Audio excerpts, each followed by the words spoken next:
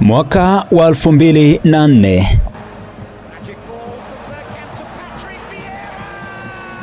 Arsenal waliandika historia. Kikosi cha Arsène Wenger kilimaliza msimu bila kupoteza hata mechi moja.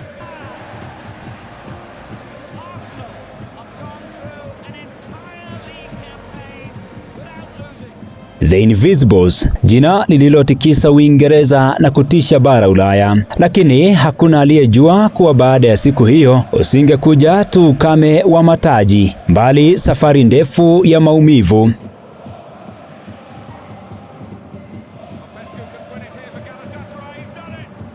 Kejeli,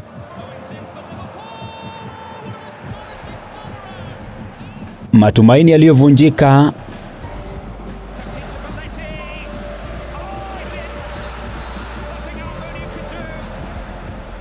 na kusubiri kusikoisha. Well, we are down, of course, and disappointed, but it's part of our job as well to cope with that. You want to play at the top level. Sometimes you have periods where it doesn't go as well, and that kind of character you show to respond, and we have plenty. We will respond, don't worry. Miaka 22 vizazi vilikuwa vikisikiza simulizi za Thierry Henry, Patrick Vieira na Dennis Bergkamp, lakini havikuwahi kushuhudia Arsenal kinyakua taji la Premier nchini Uingereza kwa macho yao.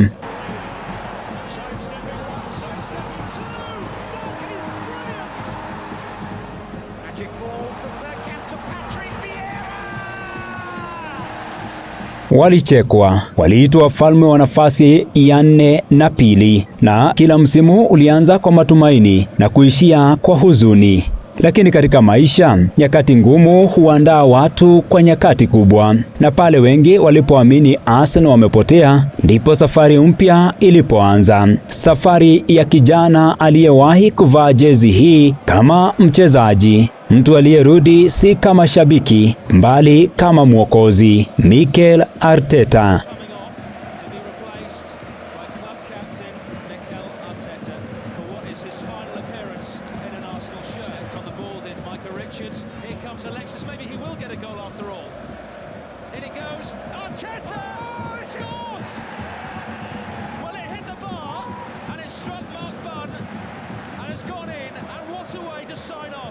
Mikel Arteta. Tears of joy and sadness, I think, for Mikel Arteta. You know, he loves the club, and I'd love to see him back one day. Well, as you say, he'll make a great coach wherever it may be. Naam, karibu kwenye makala maalum Arteta na ufufuo wa Arsenal. Mimi ni Kamau wa Idhaka.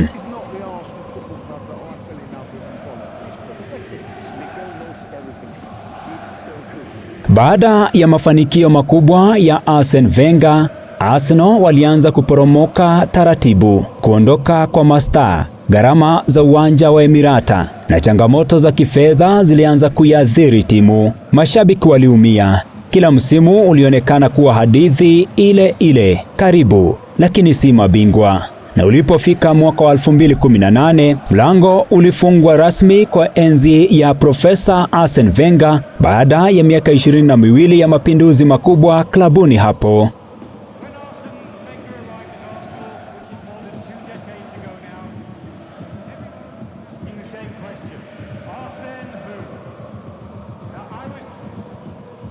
Ilikuwa mwisho wa zama. Mtu aliyebadilisha historia ya Arsenal alikuwa anaondoka.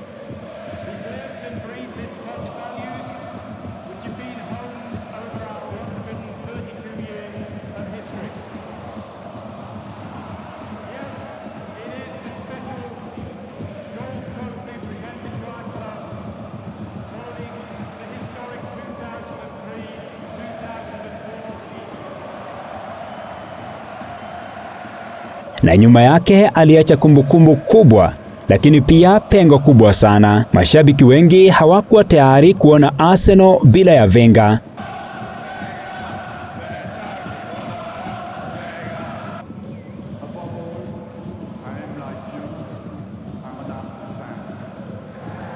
Lakini maisha ya soka hayasimami. Ndipo akawasili kocha kutoka Uhispania, Unai Emery.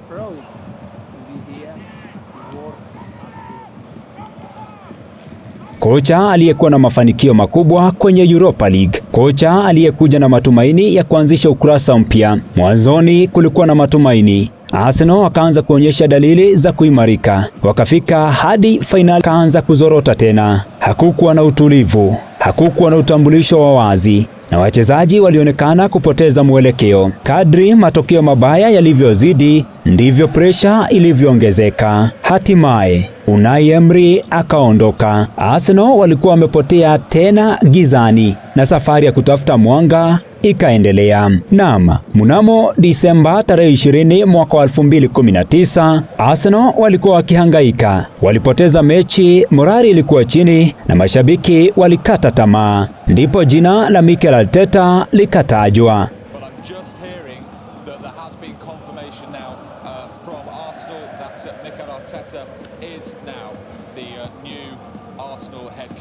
Wengine waliona ni hatari, kocha asiye na uzoefu mkubwa.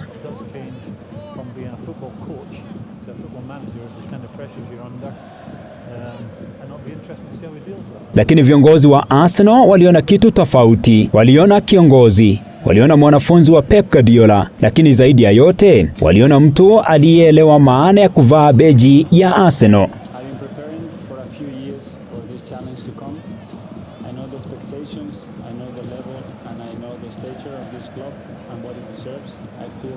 Last week I was here with Manchester City and I was a little bit down after the game when I felt what was going on. So we have to try to engage everybody. I should try to convince the players what I want to do, how I want to do it. They have to start accepting a different process, a different way of thinking. And I want to get all the staff and everybody at the club with the same mindset. You know, we have to build a culture that has to sustain the rest. If we don't have the right culture, the difficult moments, the tree is gonna shake. Arteta alipowasili hakukuta timu ya mabingwa, alikuta timu iliyovunjika.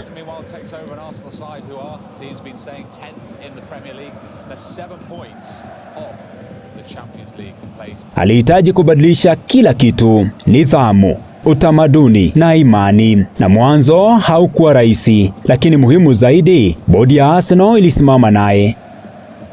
Arsenal walimaliza nafasi ya 8 kwa alama 56, lakini pamoja na matatizo yote,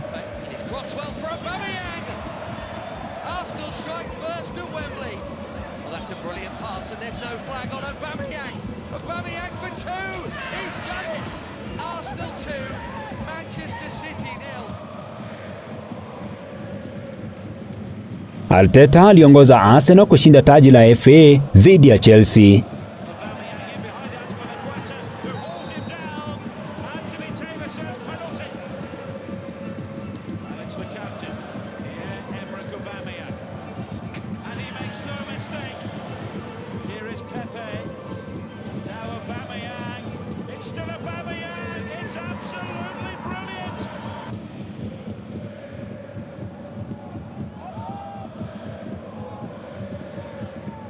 Ilikuwa ishara kuwa Arsenal walikuwa wanaanza kuamka tena. Msimu wa mwaka wa 2020, msimu wa mwaka 2021 ulikuwa mgumu zaidi.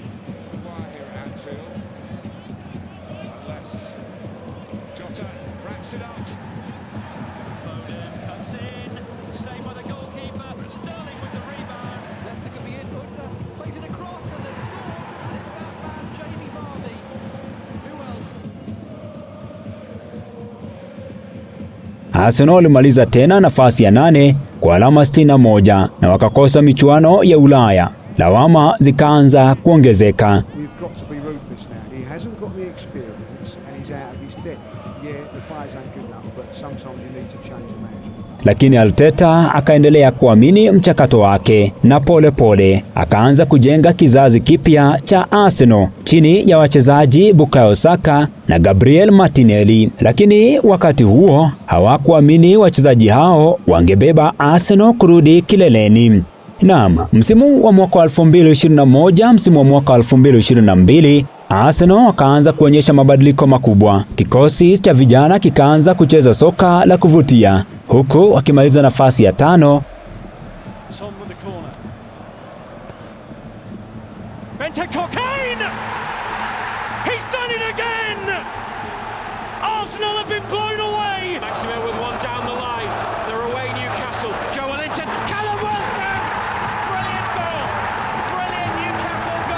Huku wakimaliza nafasi ya 5 kwa alama 69, ingawa walikosa Champions League. I look back at the season, where we were, compare ourselves with other teams and what they had and what we did. It gave me a lot of encouragement to believe that if we did well in the transfer window, the following season was going to be even better. Kisha ukaja msimu wa mwaka 2022, msimu wa mwaka 2023. Big news from Arsenal in the last half an hour. They have confirmed the signing of Gabriel Jesus from Manchester City. The breaking news is for Arsenal. Yes, they have finally announced Alexander Zinchenko. In play is Jesus, and there he is again. Excellent play from Martinelli. Oh, Bukayo Saka! His second in the season. It's with Saka now. Martinelli. Thomas Partey.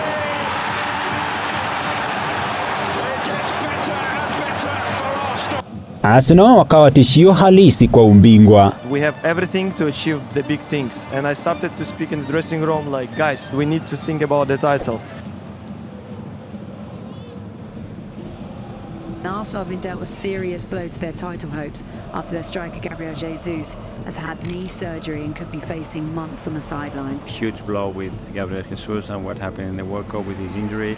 And we're going to miss him for a period of time, but the season has challenges. And KT are ready for it, I'm not so sure. Arsenal win the Premier League and Eddie Nketiah started for them up top for 3 months. That's just not happening.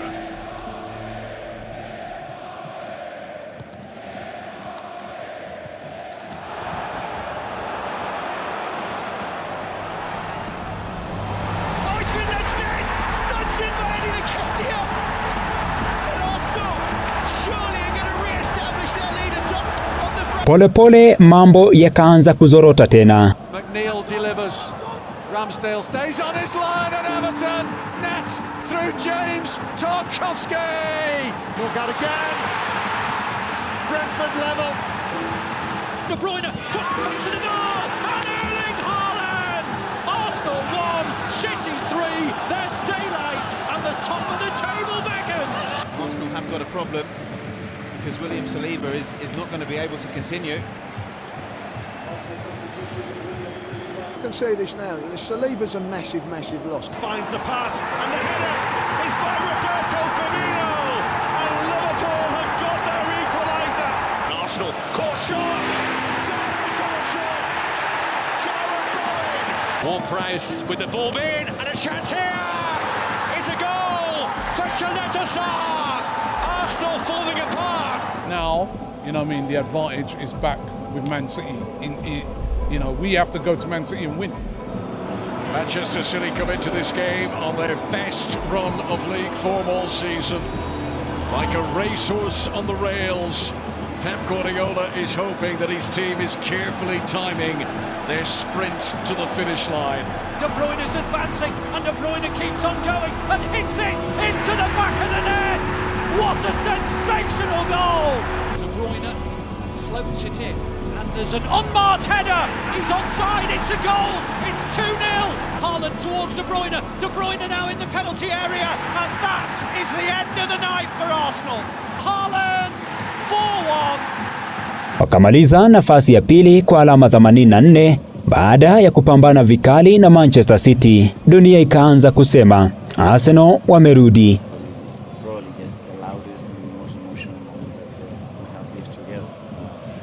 Obviously the journey that we've been in together, you know, how supporters and the team are gliding together, adding the important moment that we had today. Was really special. So I just want to share with the whole team, and also say it's great to see the club being recognized here tonight with all the awards.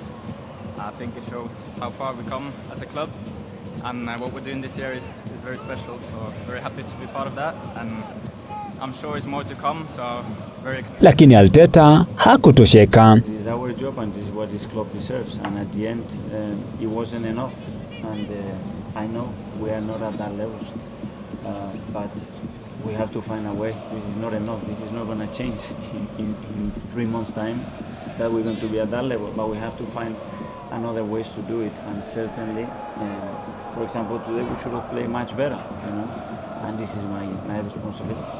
Breaking news from just a few moments ago. Mnamo msimu wa mwaka 2023, msimu wa mwaka 2024, Arsenal have signed Jurriën Timber from Ajax. Our Arsenal have completed the signing of David Raya. Arsenal also announced the signing of Kai Havertz. He has been agreed for Declan Rice. Why Arsenal? What did Mikel say and Eddie say to convince you to join this football club? I think it was just their desire and their vision to get Arsenal back to where they belong, really. You know, to be a part of a team and a squad that wants to challenge again. You know, really meant a lot to me in terms of the way I see football and the way. Arsenal walikuwa bora zaidi, imara zaidi, wakomavu zaidi.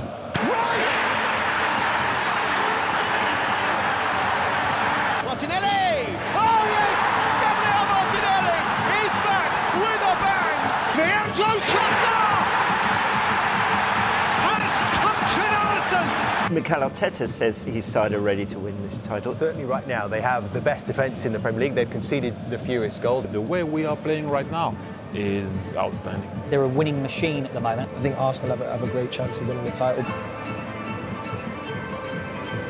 We are capable of winning this league, and we've got to believe that we can do it. His time will come. I'm hoping it's this season. I'm thinking it is this season. For Arsenal to be there right now shows they've got a great chance of winning the title.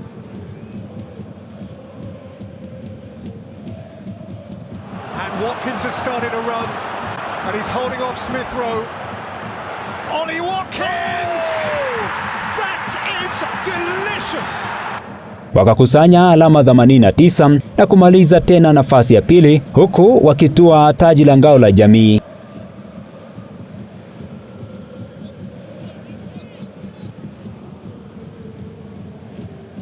The joy of seeing so many happy people and proud people, and the connection again, doing it in front of our supporters as well in Wembley feels very different, and it was great. Karibu sana, lakini bado hawajafika. Well, as you know, it has been a record-breaking season. Most ever wins for an Arsenal team in a Premier League campaign. Most goals scored by an Arsenal team in a Premier League campaign, and the least amount of goals conceded by any team this season. All this happening because you started believing, you started to be patient, you started to understand what we were trying to do, and all the credit has to go to team players. Stuff that is unbelievable.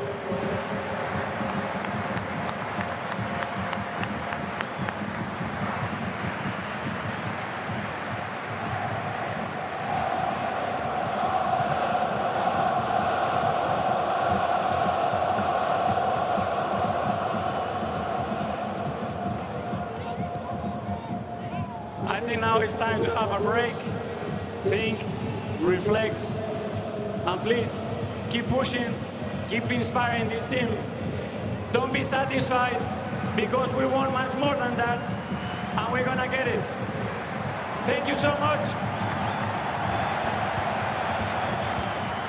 Arsenal waliingia msimu wa mwaka 2024, msimu wa mwaka 2025 wakiwa na kiu kubwa ya ubingwa baada ya kukaribia mara 2 mfululizo. In the right direction, we have made some huge steps and we have a lot still to make. And you sense a hunger from ownership to the board to all the players, the staff here, and this is the aim and the objective.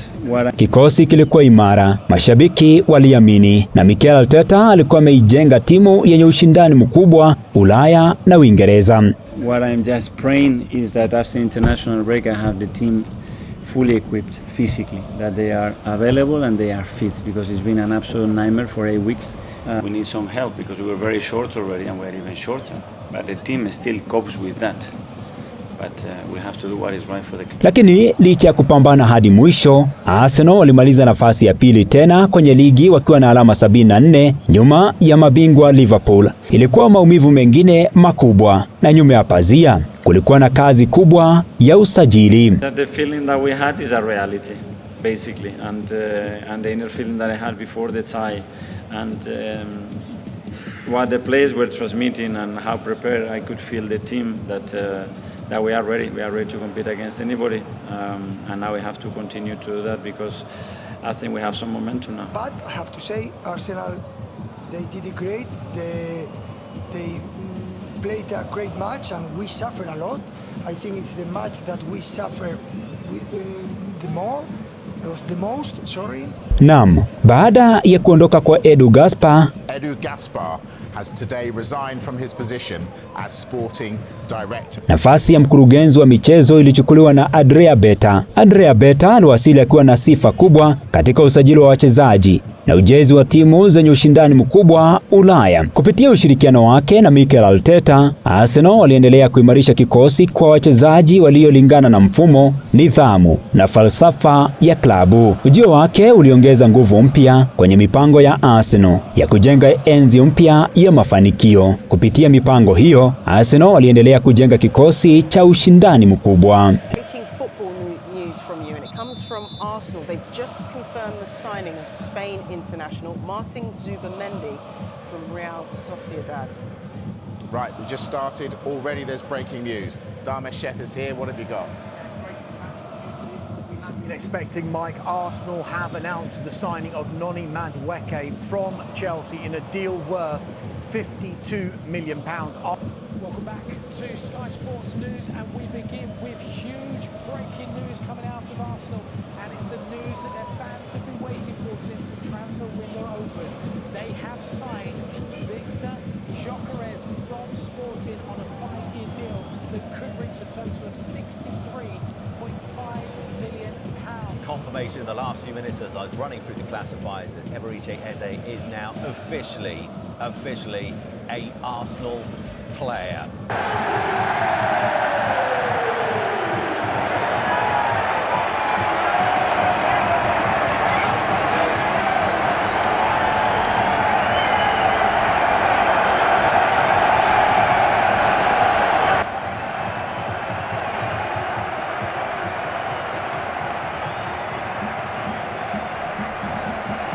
Naam, msimu huu wa mwaka 2025, msimu wa mwaka 2026, hatimaye Arsenal wamerudi kileleni.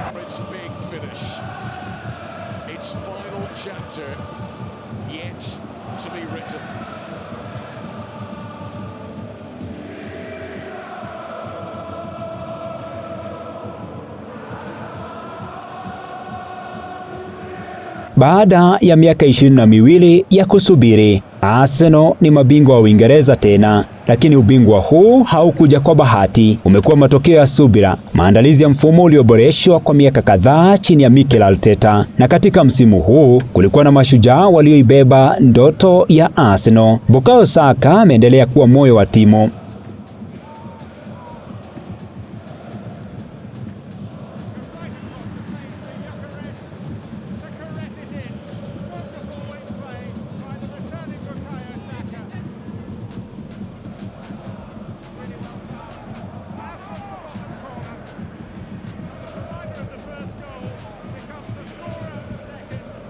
Declan Rice amekuwa injini ya kiungo na shujaa wa mpira mifu.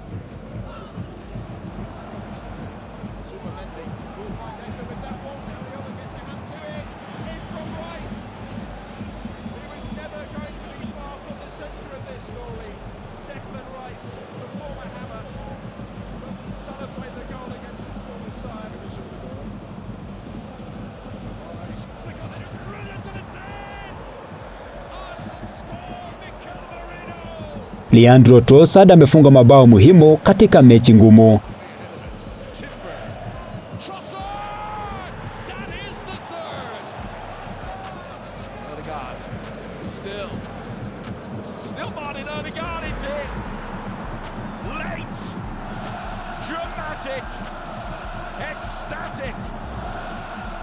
Eberechi Eze ameongeza ubunifu mkubwa kwenye mashambulizi.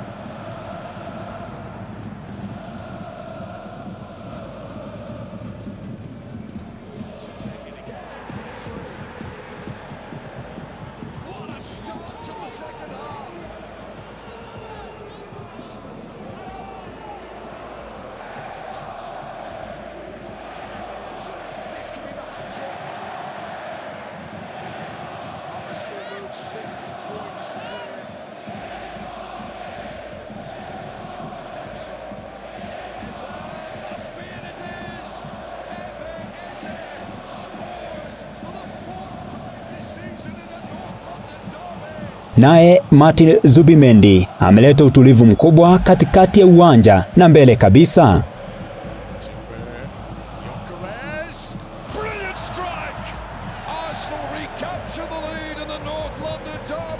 Victor Gyökeres ameleta nguvu mpya kwenye safu ya ushambuliaji. Harakati zake, nguvu zake na uwezo wake wa kufunga vilifanya Arsenal kuwa hatari zaidi mbele ya lango.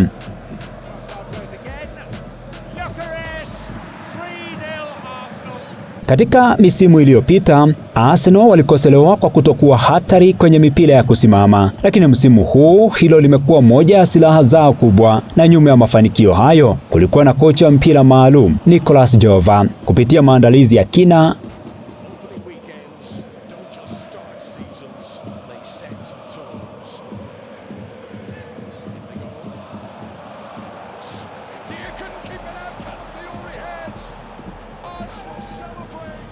na mbinu maalum, Arsenal wakawa tishio kubwa kwenye kona, free kick, mpira ya pili ndani ya boksi. Mara nyingi kona moja tu ilitosha kubadilisha mechi. Gabriel Magalhaes, William Saliba na Julian Timber wakawa silaha kubwa kwenye mipira ya juu.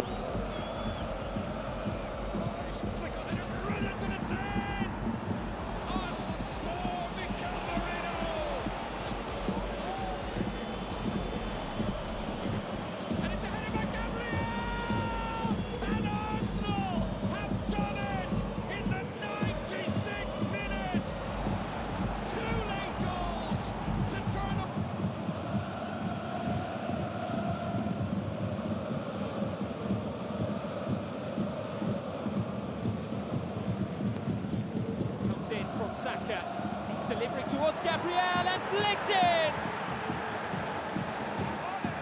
And William Saliba will run away and claim the plaudits.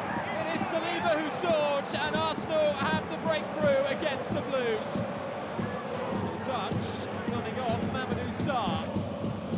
This is delivery again, and Arsenal have it in again. Julian Timber takes control of the London derby. Another set piece. Another struggle for Sanchez. Lakini huenda siri kubwa ya Arsenal msimu huu haijakuwa kufunga mabao pekee, mbali namna ambavyo wamekuwa wagumu kufungwa. Safu yao ya ulinzi imekuwa kati ya bora zaidi barani Ulaya.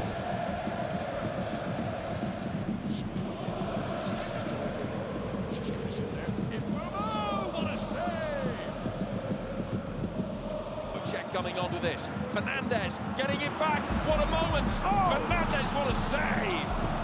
What a stop!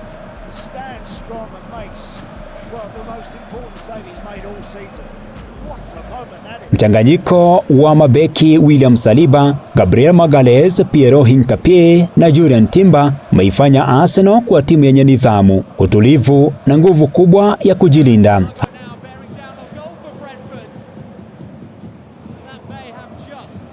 Arsenal hawajakuwa wanakimbizana ovyo, wamecheza kwa mpangilio, kwa nidhamu na kwa presha ya hali ya juu, na hiyo ndiyo tofauti imewafanya kutoka washindani hadi kuwa mabingwa.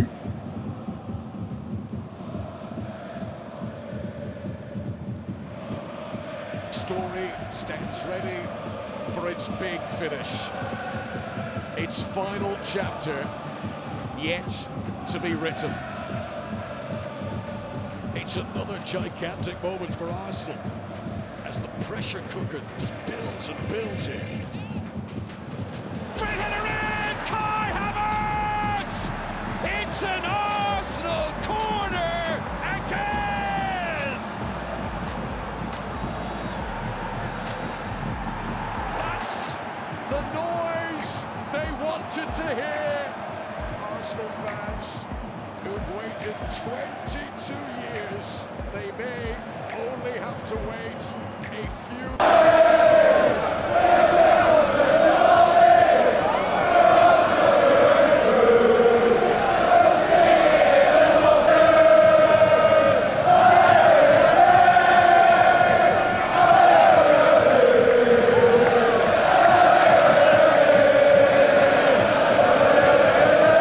Lakini huenda huu sio mwisho wa hadithi. Huenda huu ni mwanzo wa enzi mpya. Sasa macho yote yanaelekezwa Budapest. Usiku mkubwa dhidi ya Paris Saint-Germain, mabingwa watetezi wa kombe la bara Ulaya, mechi ambayo inaweza kubadili historia ya Arsenal milele.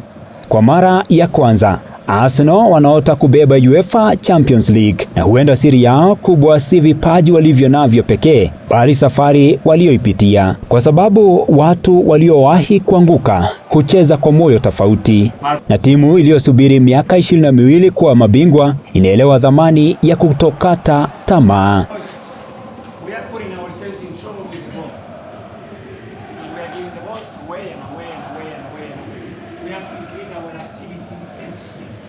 High and deep, both. If not, we don't win this match. Because here, one player here, totally free, and the other here, and Gabi has to come to stop the shot. It's focus, guys. Focus and heart. I don't ask you anything else. Nothing else. But I want to see a different team there, guys. A completely different team. A team. Now I don't see a team. I don't see a team that wants to play in the Champions League. You want to play in the Champions League? Play to play in the Champions League. And the same to you and everybody. And everybody that comes on the bench to contribute, to help. We worked so hard to be here, and we give it away. The good thing is we have 45 minutes, and we can destroy it. And they are there for the taking, right? Because they are dead, physically dead. Labda Budapest ndio ukurasa unaofuata wa historia hii. All season long, Arsenal endured the pressure, and in the end, this final game today was simply about pleasure. Josh Kroenke and Stan Kroenke complete a personal circle for their family. Super Bowl champions, Stanley Cup champions, NBA champions, and now Premier League champions too. Labda ndio usiku ambao Arsenal wataikamilisha safari yao. A day that you just know means more to this man personally than simply anyone else. Absolutely, striding purposefully towards the Arsenal supporters. He's come under fire at times,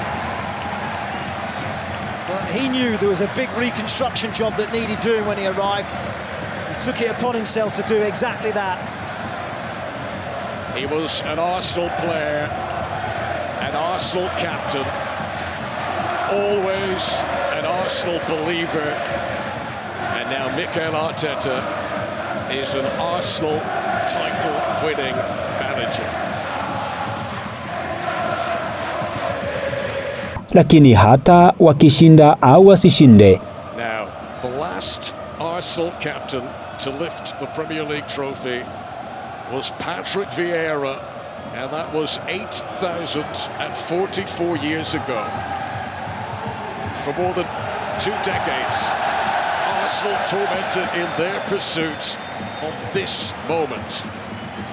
Emmanuel Metcher will hand the trophy to Martin Odegaard. A season spent on the precipice of dreams. All the near misses, all the broken promises.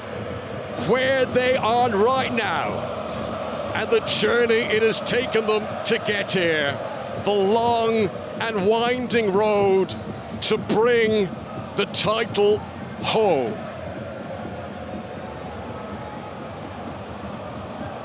For 22 years, the old Arsenal artillery has lain silent and dormant, gathering dust.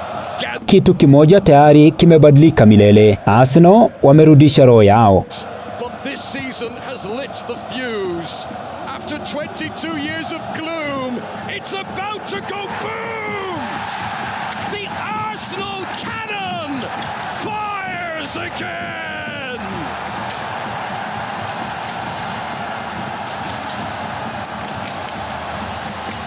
Na wakati mwingine, hapo ndipo ushindi mkubwa huanzia. 22 years of wait. Arsenal roar like it's 2004. Premier League champions for the 4th time. This is Arsenal's 14th league title overall. Only Liverpool and Manchester United have more. Congratulations to that man, Mikel Arteta, his backroom staff, all his players and everyone associated with the football club. They have shown a fierce determination to win this season. Questioned, can they get over the line? Well, they've done it with the steeliness, the defensive structure and no lack of quality. Maybe Arsenal were afraid before. They're not afraid anymore. The belief this will bring, and what a springboard it could be towards a double in a Champions League final next weekend. Still plenty to look forward to for this group. They'll enjoy this moment, and then they've got a week on the training ground to get themselves ready for their assault on the Champions League.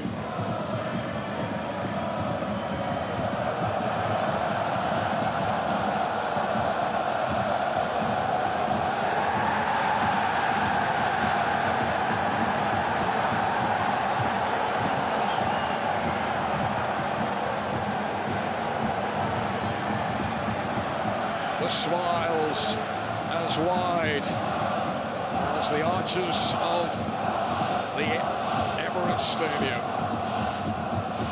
They have craved this moment. They have cherished the thought. There were times with firm belief it would not happen. But you don't win a title by fluke. Sometimes you can get through a cup round. Sometimes you can win a penalty shootout. To win a 38-game Premier League season, you simply must be the best team in the land.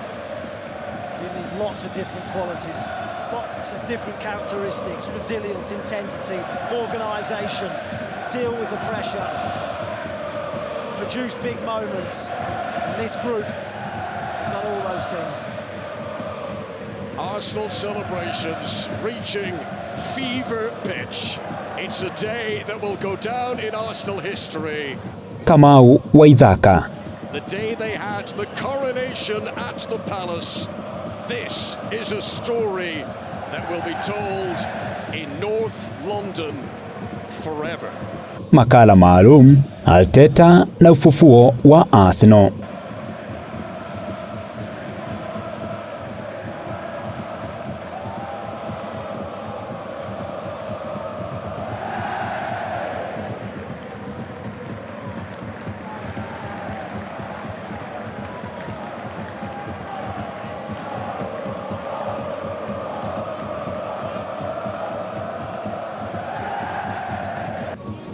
Throughout my time here, I saw our club returning.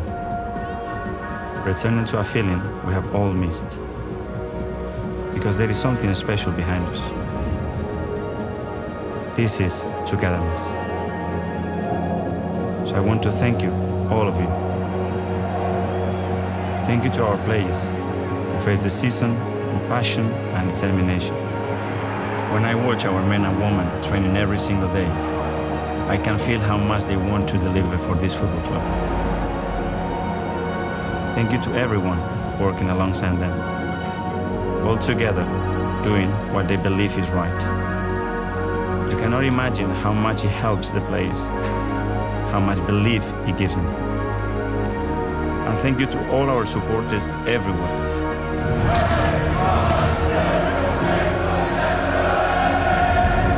Without you, it doesn't make any sense what we do. You are our energy. You are living the game with us. You always have been. In our attitude, in our self-belief, in the demands that push each other to seek excellence. So that's what we all must do. Demand more from each other.